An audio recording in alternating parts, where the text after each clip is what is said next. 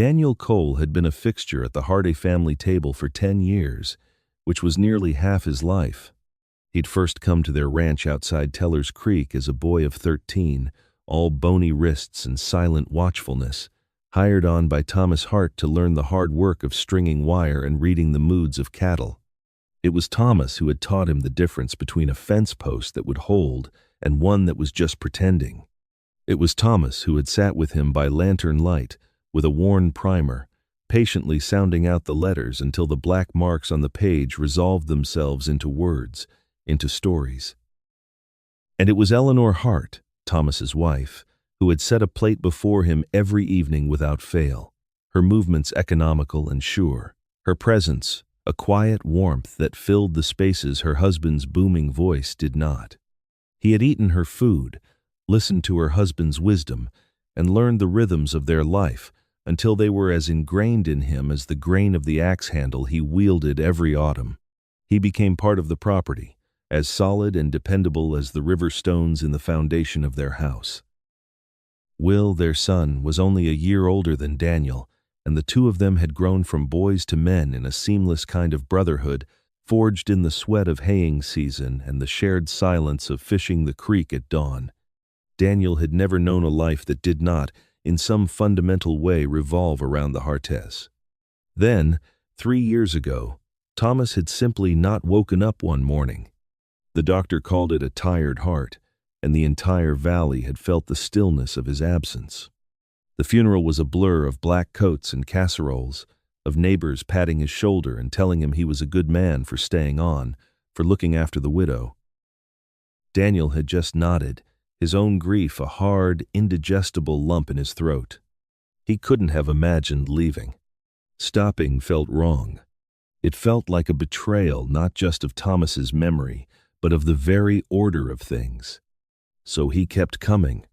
He'd ride over from the small cabin he'd built on his own quarter section, a piece of land Thomas had helped him buy, and he'd check the fences, see to the stock, and do the heavy work that was now too much for Eleanor alone.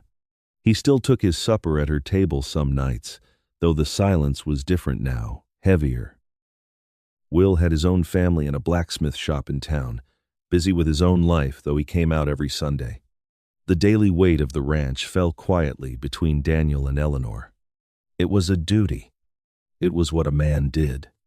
It was, for 3 years, uncomplicated. Until one Tuesday in October. The air had that sharp, clean edge to it that promised a hard frost, and the aspens along the creek were a riot of gold against the deep green of the pines. Daniel rode into the yard and saw Eleanor struggling with the woodpile. She had the big splitting maul raised over her head, her body tensed with effort. She was a capable woman, strong in that wiry, enduring way of ranch wives, but the heavy iron head wavered, its balance unsteady in her grip. Her face was set in a mask of grim determination, a few strands of graying brown hair escaping her bun and whipping across her cheek in the breeze. He swung down from his horse before it had even fully stopped. He didn't call out.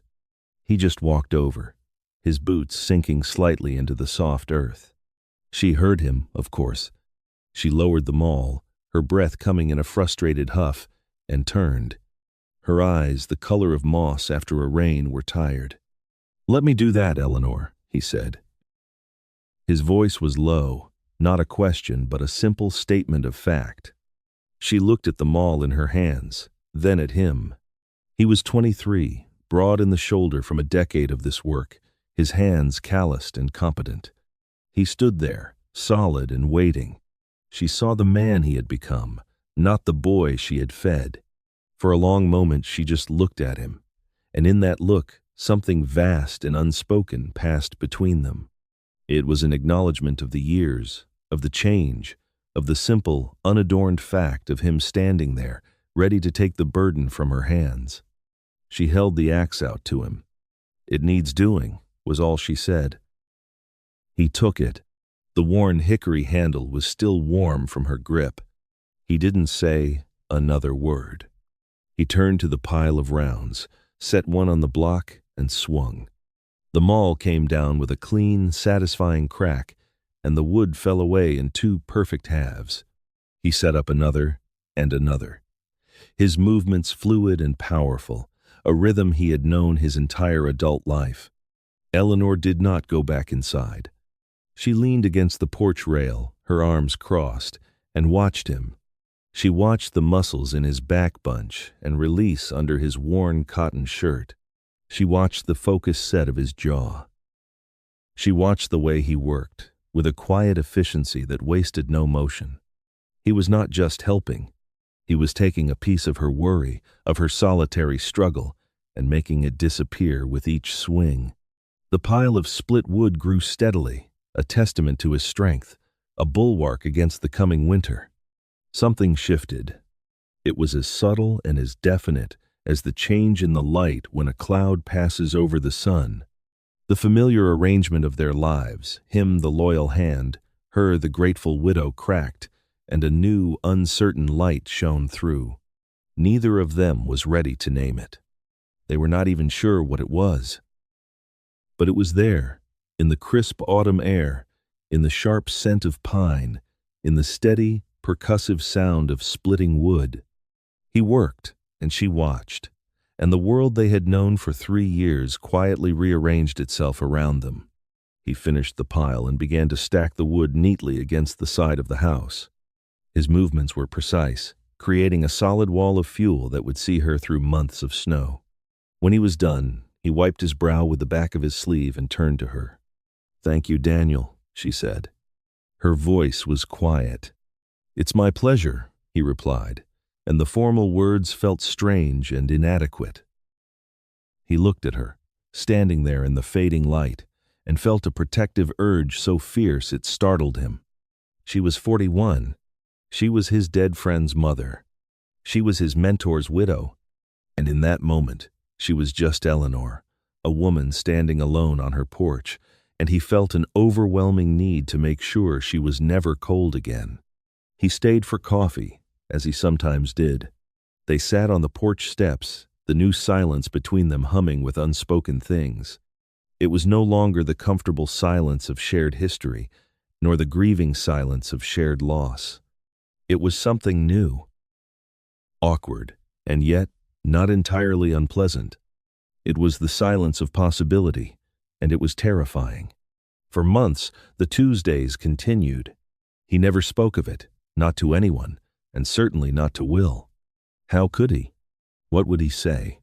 "I split your mother's firewood, and now the world feels tilted on its axis." Will was his best friend, his brother in all but blood. To speak of Eleanor in any way that was not respectful and distant felt like a profound betrayal. So Daniel said nothing. He kept his thoughts locked down tight, buried under the daily toil of ranch work. But the world has a way of noticing things, even things that are kept quiet. The change in Daniel was not loud, but it was there. He was more watchful. When he was at the Harte place, his attention was always, in some small way, oriented toward the house, toward her. He'd be mending a fence 100 yards away and would know, without looking, if she had come out onto the porch. He learned the sound of her footsteps on the wooden boards, the particular way she had of closing the kitchen door. These small acts of care became a ritual. He'd find a loose board on the porch and nail it down before she could ask. He'd clean out the gutters, clogged with autumn leaves, without a word. One Tuesday, he arrived to find her pump handle squeaking in protest with every pull. He spent the afternoon taking it apart, oiling the mechanism until it moved with a smooth, silent grace. She brought him a cup of coffee while he worked, their hands brushing as she passed it to him. The contact was brief, accidental, but it sent a jolt through him that was anything but. He saw a flicker of something in her eyes, surprise, confusion, maybe something more before she looked away. She, in turn, began to leave things for him. A fresh loaf of bread wrapped in a tea towel on the porch rail. A jar of the blackberry jam he'd always favored. A mended shirt, the stitches so neat they were nearly invisible, folded and waiting for him on the bench where he left his tools. They were small, quiet offerings. a conversation conducted in gestures, a language of unspoken gratitude that slowly, week by week, began to sound like something else entirely. They rarely talked about anything of substance. They discussed the weather, the price of beef in Portland, a bit of town gossip. But the silences grew longer, more comfortable. They could sit on the porch with their coffee, watching the sun dip behind the western ridge, and the quiet was no longer a void but a shared space. It was a peace Daniel had not realized he was missing. He found himself looking forward to Tuesdays with an eagerness that he refused to examine too closely. It was just a feeling, a warmth in his chest when he turned his horse onto the lane leading to her house. Will noticed it in the spring. It wasn't one thing, but a collection of small things. It was the new, solid stack of firewood that was far too large for his mother to have cut herself. It was the way Daniel's eyes would find his mother in a crowded general store just for a second before glancing away. It was a certain tension in his friend, a coiled stillness that hadn't been there before. Will was a blacksmith. He understood the properties of heated metal, how it could change its nature under pressure and time. He saw something similar happening to his friend. He chose his moment carefully. It was a warm Saturday in April, the kind of day that made a man think of fishing. "Let's go down to the river, Dan," he said, his voice casual. "See if the trout are biting." Daniel agreed, though he knew this was not about fish. The bend in the Teller River, shaded by cottonwoods, had always been their place. It was where they'd gone as boys to escape chores, and as men to talk about things that couldn't be said under a roof. They sat on the familiar, sun-warmed rocks, their lines trailing listlessly in the current. For a long time neither spoke. The only sounds were the gurgle of the water and the rustle of new leaves in the breeze. Finally, Will reeled in his line and set his pole aside. He looked at Daniel, his gaze direct and serious. "You've been spending a lot of time out at the ranch." Daniel kept his eyes on the water. "Fences needed mending." "The fences have been mended since February," Will said, his voice gentle but firm. "You were there on Tuesday. I saw your horse." Daniel felt a hot flush creep up his neck. He said nothing. There was nothing to say that wasn't a lie or a confession. Will sighed, a long, slow breath. He picked up a flat stone and skipped it across the water. It bounced 4 times before sinking. "She seems less sad," he said, so quietly Daniel almost didn't hear it. "She hums sometimes." "I haven't heard her hum since Pa died." Daniel's knuckles were white where he gripped his fishing pole. He braced himself for the anger, the accusation. He deserved it. He was Will's friend. He was trespassing on sacred ground. But the anger never came. Will looked at him, and his expression was not one of rage, but of a deep, complicated sorrow. "I'm not a fool, Daniel. I see how you look at her, and I see how she looks at you when she thinks no one is watching." A pause. The river flowed on, indifferent. "I just have one thing to ask you," Will said, his voice raw. "Don't you hurt her. That's all. She's had enough hurt to last a lifetime. If this is, whatever this is, if it's not serious, then for God's sake, walk away now. But don't you dare break her heart." It was not an order to stay away. It was not a challenge. It was a plea. It was a transfer of trust, a burden of responsibility laid squarely at Daniel's feet. Will was asking him to be the man Thomas Harte had raised him to be. An honorable man. Daniel finally looked at his friend. "I would never hurt her, Will," he said, his voice thick with an emotion he couldn't name. "I couldn't." Will nodded, his eyes searching Daniel's face. He seemed to find what he was looking for. He stood up, brushing the dust from his trousers. "The fish aren't biting today," he said, his tone returning to normal, the fragile moment sealed away. "Let's head back." The conversation at the river changed everything for Daniel. It took the formless, nameless feeling he had been carrying and gave it weight. It was real. Will had seen it, which meant it was visible. It was a thing that existed outside of his own head. He had a choice to make. He could walk away, as Will had suggested, and return to the safe, uncomplicated duty of being a helpful neighbor. Or he could face what this was becoming. For 2 weeks he stayed away. He told himself it was the sensible thing to do. He was giving her space. He was giving himself time to think. The days were long and empty. His own small cabin felt hollow.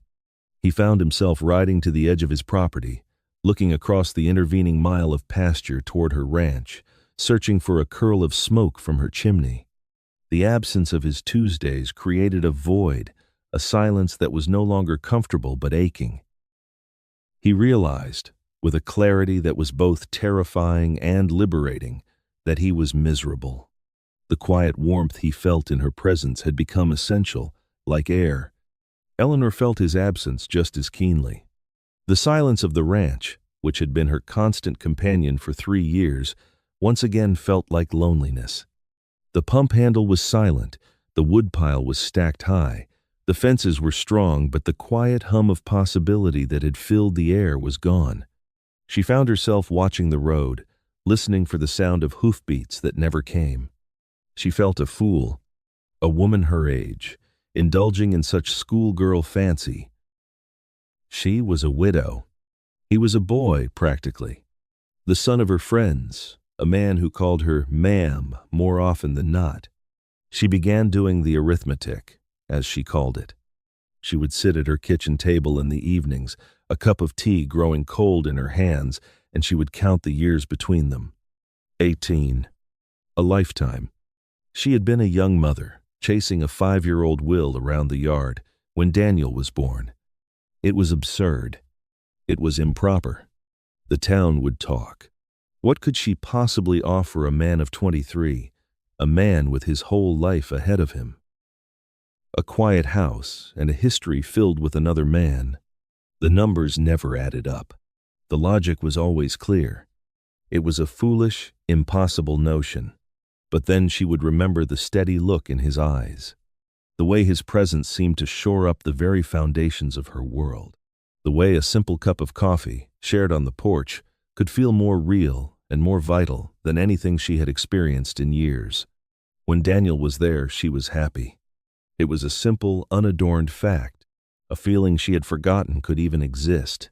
And she was tired, so deeply tired of always making the sensible choice. On the 3rd Tuesday, Daniel could bear it no longer. He saddled his horse and rode over, a knot of anxiety tightening in his stomach. He didn't know what he would say. He just knew he had to go. He found her on the porch, mending one of Will's shirts. She looked up as he approached, her hands stilling in her lap. The relief in her eyes was so plain, so unguarded, that it took his breath away. He dismounted and walked to the bottom of the porch steps, stopping there, his hat in his hands. "Eleanor," he said. "Daniel," she replied. Her voice was steady. They looked at each other for a long moment.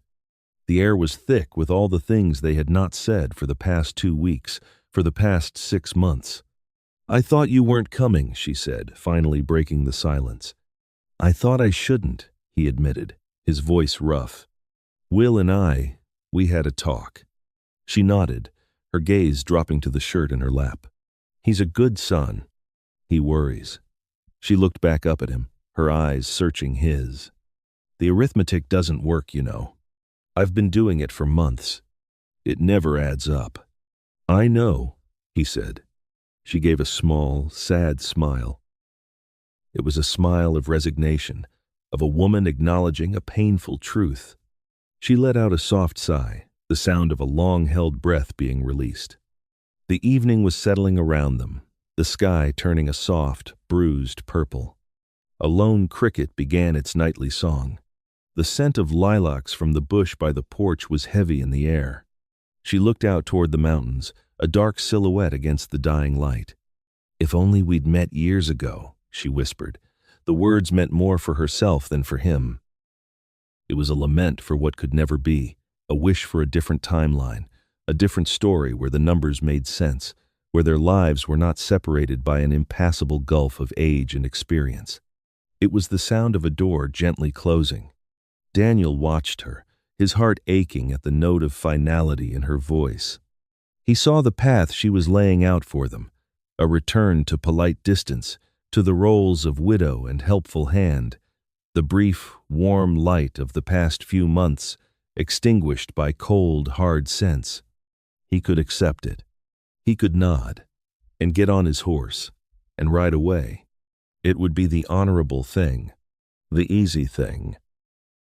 But the thought of that long, empty ride back to his cabin, of a future filled with silent Tuesdays, was more than he could bear. He had stood by the river and promised Will he would not hurt her. And he knew, with a certainty that settled deep in his bones, that walking away now would hurt them both more than anything else.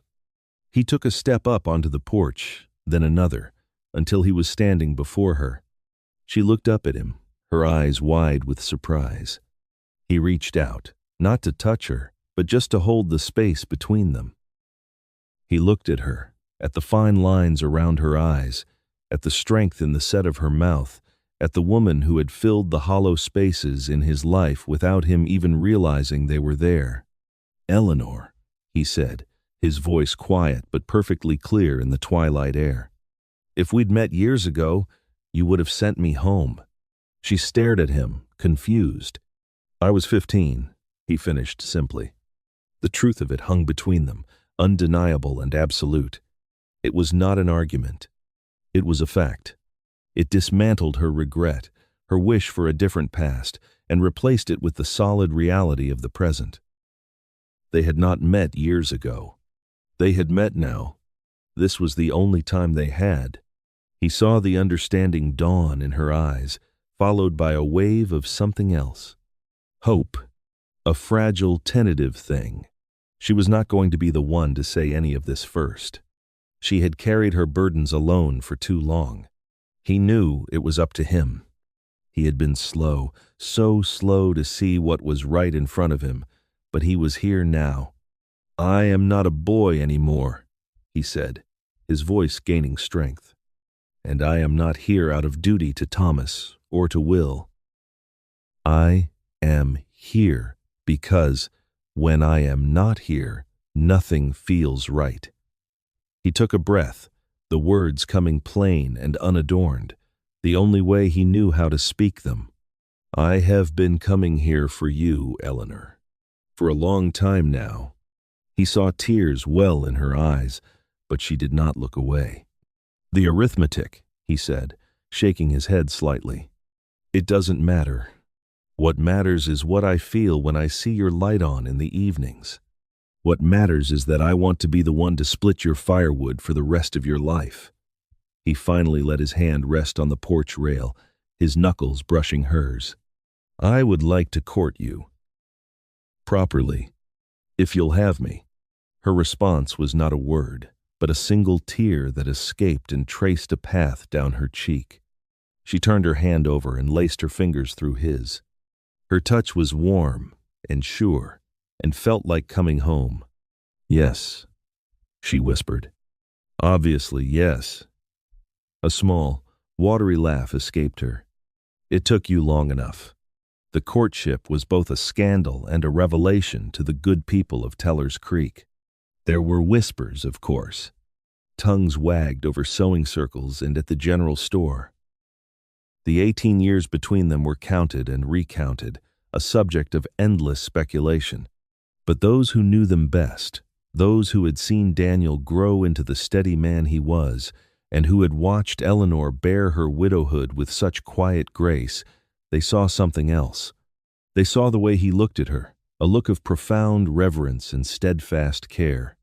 They saw the way she looked at him, as if the sun had finally broken through a long stretch of cloudy weather. Will was their staunchest defender. He brought his wife and children for Sunday dinner, seating Daniel at the head of the table in his father's old chair, a public and unequivocal statement of his blessing.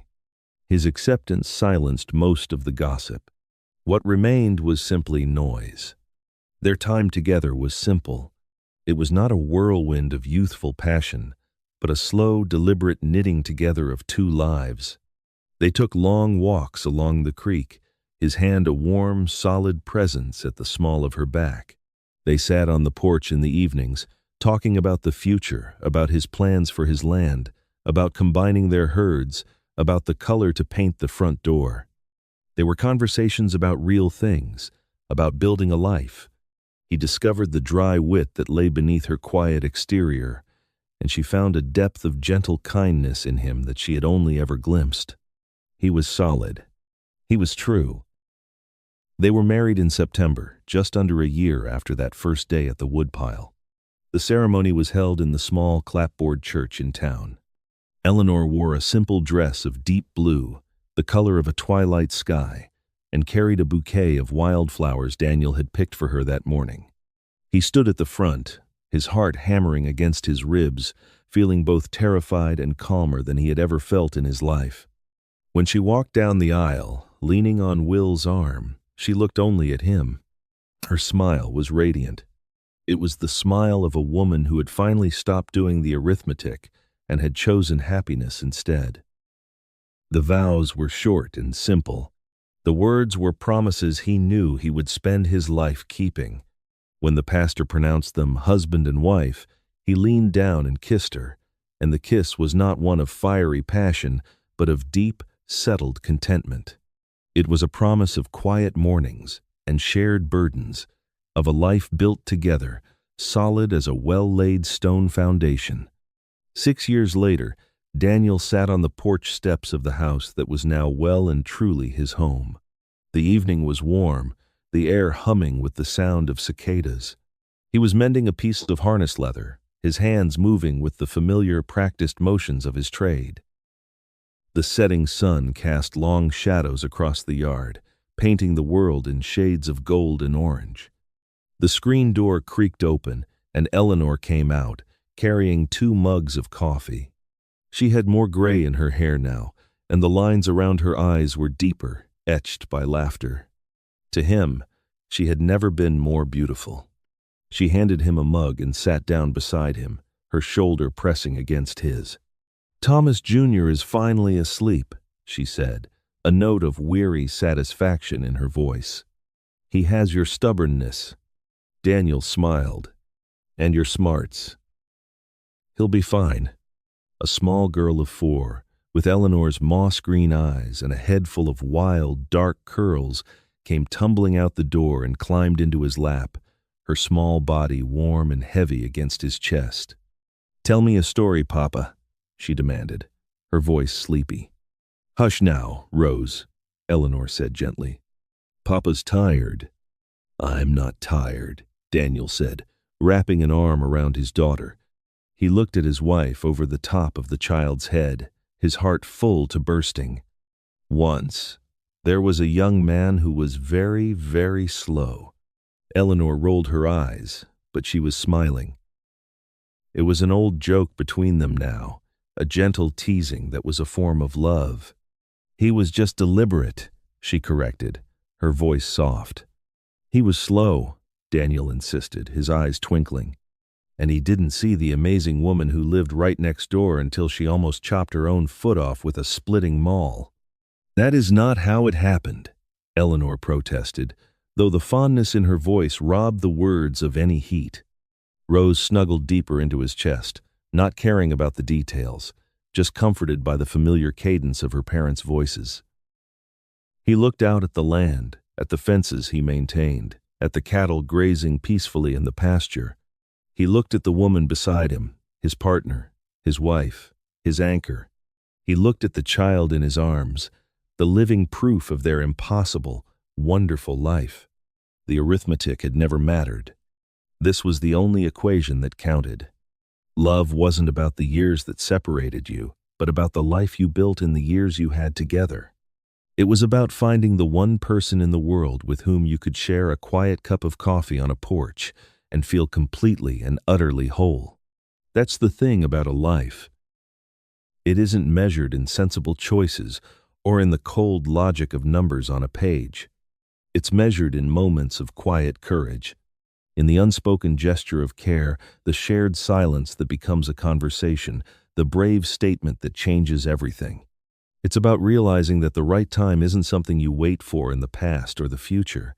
It's the time you decide to claim, right here, right now. It is the simple, profound truth that sometimes the most logical thing in the world is to stop counting and just begin.